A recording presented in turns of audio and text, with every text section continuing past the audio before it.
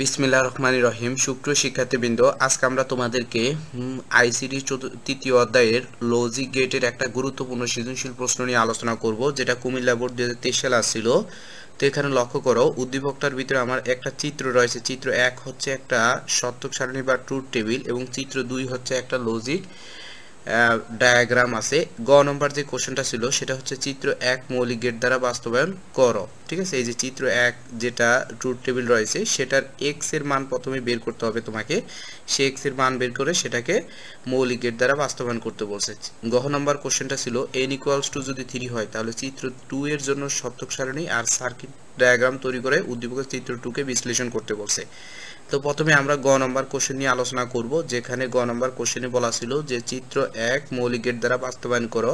তো এটা করার জন্য প্রথমে কি করতে হবে, তোমার চিত্র 1 এর x এর মানটা আগে প্রথমে বের করে নিতে হবে। এই x এর মান মানে হচ্ছে x হচ্ছে একটা লজিক্যাল ফাংশন, সেই ফাংশনটা আগে প্রথমে বের করতে হবে। তারপরে যাই তুমি সেই ফাংশনটাকে তোমার মৌলিক গেট দ্বারা বাস্তবায়ন করতে হবে। ঠিক আছে, তো আমরা প্রথমে কি করব, সেই ফাংশনটা আগে বের করব। তো লক্ষ্য করো, এটা হচ্ছে আমার ট্রুথ টেবিল, এটা দেওয়া ছিল।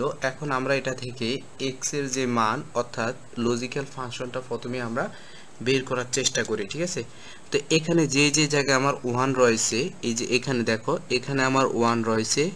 এই 1 বরাবর এ এর যে জায়গায় 0 রয়েছে, শূন্যের পরিবর্তে আমরা লিখব এ বার। আর ঠিক সেম ভাবে বি এর যে জায়গায় 0 রয়েছে, শূন্যের পরিবর্তে হচ্ছে বি বার। 0 থাকলে হবে বার, আর 0 ছাড়া যদি কোনো 1 থাকে তাহলে আমরা জাস্ট তার পরিবর্তে এ বসিয়ে দিব। যেমন এখানে এক্স এর এখানে আমার কি রয়েছে, এক্স এর এখানে রয়েছে 1, তাহলে এই 1 বরাবর এ এর জায়গায় রয়েছে আমার 0। যেহেতু 0 রয়েছে তাহলে এটা হচ্ছে এ বার। তারপর হচ্ছে ইনটু বি এর জায়গায় আমার 0 রয়েছে, তাহলে এটা হবে কি বি বার। ঠিক আছে, আবার 1 রয়েছে, এক্স এর কোন জায়গায় 1 রয়েছে, এখানে 1 রয়েছে। এই 1 বরাবর আমার এ এর এখানে রয়েছে 1, যেহেতু 1 রয়েছে তাহলে এখানে হবে এ।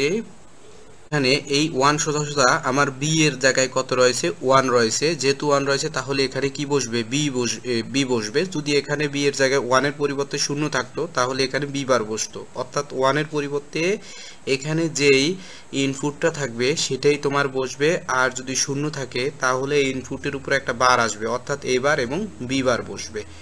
তাহলে আমার x = কত হবে, x = হবে এটা প্লাস হচ্ছে এটা, এই দুইটার যোগফলের সমান হবে x এর মান, অর্থাৎ a বার প্লাস ab, এটা হচ্ছে আমার x। ঠিক আছে, এখন লক্ষ্য করো যে এটা হচ্ছে আসলে কি, এটা হচ্ছে আমার হচ্ছে একটা x নর গেট। ঠিক আছে, x নর গেট। এখন এটাকে আমরা মৌলিক গেট দ্বারা বাস্তবায়ন করব, অর্থাৎ অ্যান্ড নট এবং অর গেট দ্বারা আমরা এটাকে বাস্তবায়ন করার চেষ্টা করব। তো এটা বাস্তবায়ন করার জন্য আমার নট গেটও লাগবে। এজন্য আমরা দেখো, এটাকে আমরা যদি এ ধরি আর এটাকে যদি বি ধরি, তাহলে এটার সাথে যদি এভাবে একটা নট গেট আমরা যুক্ত করে দেই তাহলে এটা হচ্ছে এ বার, প্লাস এটার সাথেও যদি আমরা এভাবে একটা নট গেট যুক্ত করে দেই এটার নাম হবে বি বার।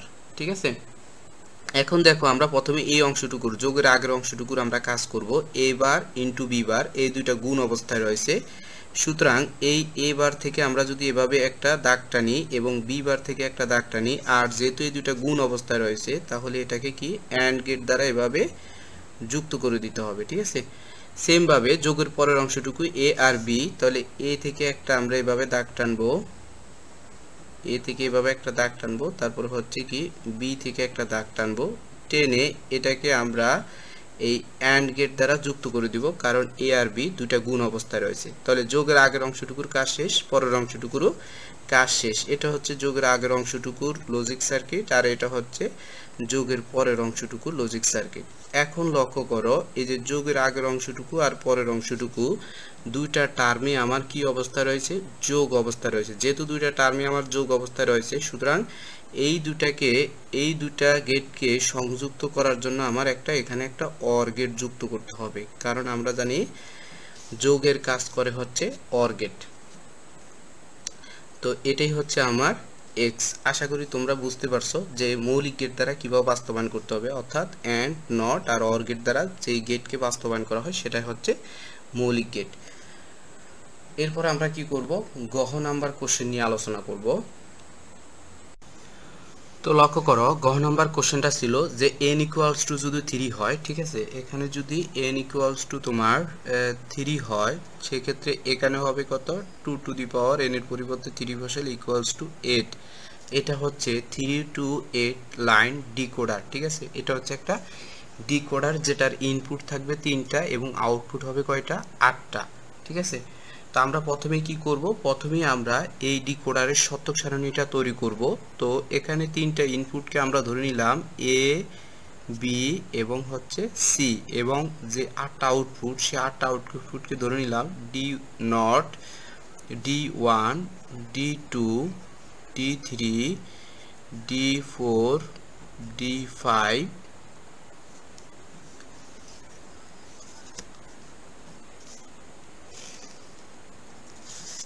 তারপর হচ্ছে কি D6 এবং D7। এটা হচ্ছে আমরা 8টা আউটপুট আমরা প্রথমে ধরে নিলাম। এখন লক্ষ্য করো, আমরা যদি এটার শতক সারণীটা তৈরি করতে চাই, সেক্ষেত্রে এখানে ইনপুট রয়েছে কয়টা, 3টা ইনপুটের ক্ষেত্রে শতক সারণী যদি তৈরি করতে চাই, সেক্ষেত্রে প্রথমে কি করতে হবে আমাদেরকে, এখানে 4টা 0, তারপর হচ্ছে 4টা 1, ঠিক আছে। এরপরে দ্বিতীয়টার ক্ষেত্রে 2টা 0, 2টা 1, 2টা 0, তারপরে হচ্ছে 2টা 1, তারপরে 3 নম্বর যে ইনপুটটা সেটার ক্ষেত্রে একটা 0, একটা 1, একটা 0, একটা 1। এইভাবে জাস্ট তোমাকে ইনপুটগুলোতে বসাতে হবে, ঠিক আছে।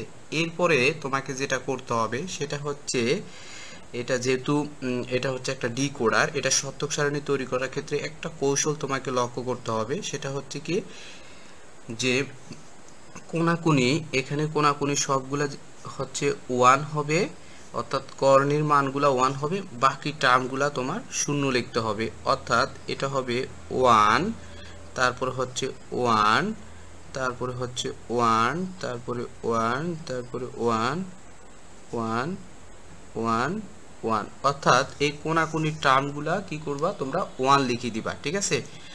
আর বাকি যেই টার্মগুলো রয়েছে, ইনপুটগুলো রয়েছে, সেগুলো জাস্ট 0 দ্বারা এভাবে পূরণ করে দিবে।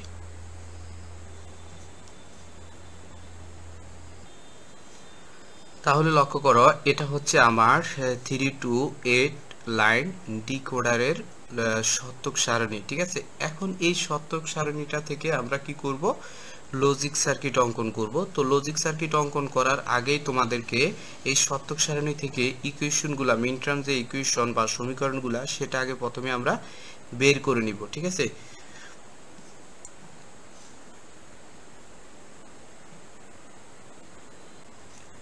তো মিন টার্ম ইকুয়েশন বা সমীকরণগুলো বের করা খুবই ইজি। তোমরা একটু জাস্ট লক্ষ্য করো, তাহলে খুব সহজেই বুঝতে পারবে যে কিভাবে তোমরা এই ইকুয়েশনগুলো প্রথমে বের করবা। সাপোজ D0 ইকুয়ালস টু আমার কত হবে সেটা আমরা বের করব। আমরা এর আগে তোমাদেরকে বলেছিলাম যে যেখানে শূন্য থাকবে সেই শূন্যের পরিবর্তে হবে a বার, b বার অথবা c বার, আর যদি 1 থাকে তাহলে তার পরিবর্তে a, b অথবা c বসবে, ঠিক আছে। তো দেখো, আমরা প্রথমে D0 এর সমীকরণটা বের করব। তো D0 এর কোন জায়গায় আমার 1 রয়েছে সেটা আমরা প্রথমে আগে চিহ্নিত করি। দেখো এখানে আমার 1 রয়েছে, তাহলে এই সোজা তোমার a তে রয়েছে আমার কত, a তে রয়েছে আমার 0। যেহেতু এতে 0 রয়েছে, তাহলে এখানে হবে কত, a, তারপরে b তো আমার 0 রয়েছে, তাহলে b, c তো আমার 0 রয়েছে, তাহলে a বার, b বার আর হচ্ছে c বার হবে। যেহেতু আমার এই D0 এর 1 সোজা বা 1 বরাবর আমার a তে 0, b তে 0 এবং c তে 0 রয়েছে, যেহেতু 0 রয়েছে তাহলে এটা হবে a bar, b bar, c বার। এরপর আমরা যদি D1 এর সমীকরণটা বের করতে চাই, তাহলে D1 এর কোন জায়গায় 1 রয়েছে, দেখো লক্ষ্য করো, এখানে আমার 1 রয়েছে। তো এই 1 বরাবর আমার a তে রয়েছে 0, b তেও আমার 0, তাহলে এখানে হবে a বার আর হচ্ছে b বার। যেহেতু 0 এর পরিবর্তে বার বসবে, আর c তে রয়েছে 1, তাহলে তার পরিবর্তে শুধু c বসবে। এরপর হচ্ছে D2 আমরা বের করব। D2 ইকুয়ালস টু আমার D2 এর কোন জায়গায় 1 রয়েছে সেটা আমরা লক্ষ্য করি। এখানে 1 রয়েছে, তাহলে এই বরাবর আমার এ তে রয়েছে 0, বি তে হচ্ছে 1 আর সি তে 0। তাহলে এ তে যেহেতু 0 তাহলে এ বার, আর সি তে যেহেতু 1 এজন্য সি, আর বি তে 0 এজন্য বি বার। একইভাবে আমরা যদি D3 যদি আমরা বের করতে চাই, তাহলে D3 দেখো এখানে আমার 1 রয়েছে, তাহলে এই 1 বরাবর আমার এ তে রয়েছে 0, বি তে 1, সি তেও আমার 1। তাহলে এ তে যেহেতু 0 তাহলে হচ্ছে এ বার, আর বি তে 1, সি তেও 1, তাহলে বিসি। এরপরে আমরা কি করব, D4 বের করব। তাহলে সেম ভাবে আমরা যদি D4 বের করি তাহলে আমার যে রেজাল্ট আসবে সেটা হচ্ছে এ, তাহলে এটা হচ্ছে D4 এর জন্য এ বি বার ইনটু হচ্ছে সি বার। এরপর আমরা কি করব, এরপর আমরা D5 এর জন্য বের করব। তাহলে D5 ইকুয়ালস টু হবে আমার A B bar C. Same ভাবে D6 ইকুয়ালস টু হবে এ বি সি বার।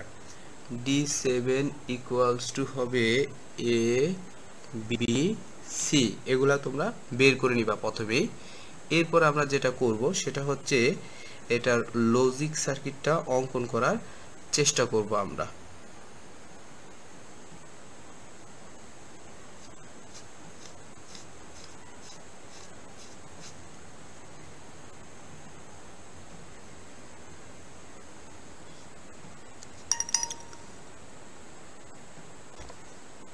তো লক্ষ্য করো, এটা লজিক সার্কিট অঙ্কন করার ক্ষেত্রে আমরা প্রথমেই ধরে নিলাম এটা হচ্ছে এ, এটা হচ্ছে বি, আর এটা হচ্ছে সি, আর এটার সাথে একটা নট গেট, এর সাথে একটা নট গেট।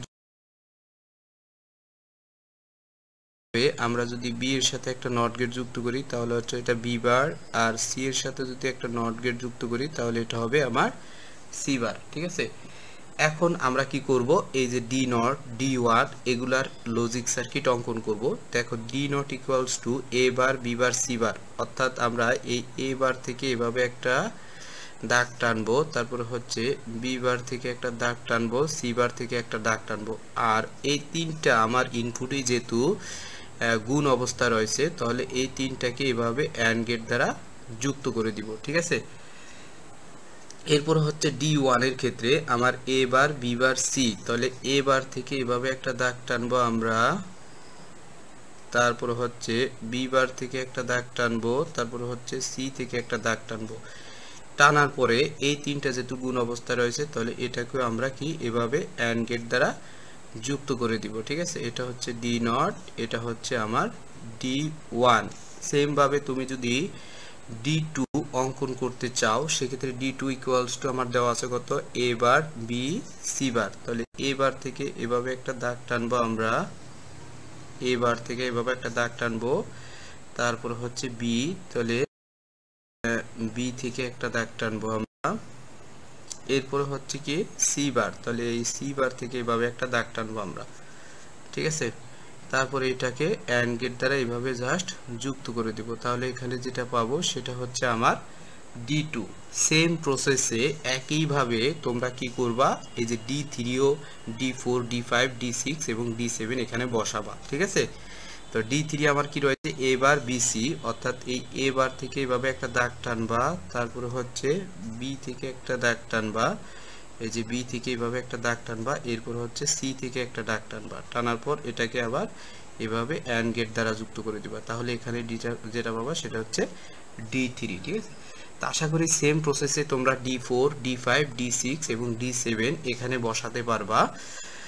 তো এই ছিল আমার কুমিল্লা বোর্ড 2023 সালের আশা সৃজনশীল প্রশ্নের বিস্তারিত ব্যাখ্যা। আশা করি তোমরা বুঝতে পেরেছো। যদি এছাড়া কোনো বুঝতে অসুবিধা হয় তাহলে অবশ্যই তোমরা কমেন্ট বক্সে জানাবে। ধন্যবাদ সবাইকে।